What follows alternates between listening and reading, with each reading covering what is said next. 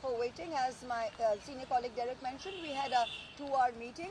But the main point of the meeting, which we started off with giving them a list of the 39 plus 1, 40 people, of which 18 were BLOs whose deaths have been completely directly linked to the SIR process.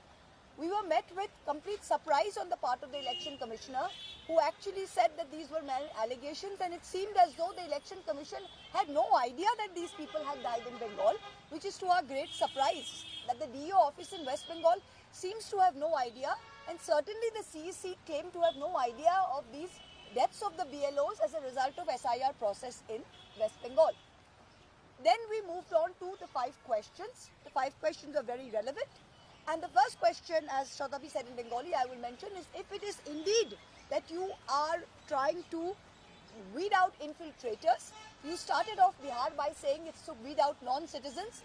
What was the number of non-citizens that you came out as a result of the SIR process in Bihar?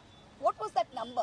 You said it was lakhs and lakhs and lakhs. We do not know of even one non-citizen which was documented in the press media or in online media about non-citizens in the state of Bihar. Similarly, in Bengal, if infiltration is the issue, other states such as Tripura and Meghalaya share a border with Bangladesh. If you're talking of Rohingya infiltration, other states apart from Bengal share a common border with Myanmar. Why is SIR not being done there? Most important, in Assam, why is only a special revision being done and not a special intensive revision? It's because Bihar was only the trial and Bengal is the asli picture. The second point is that you keep talking about cleaning up of the electoral rolls, and the ECI says by its own admission that the previous electoral rolls are not trustworthy. If that's the case, then the entire Lok Sabha should be dissolved.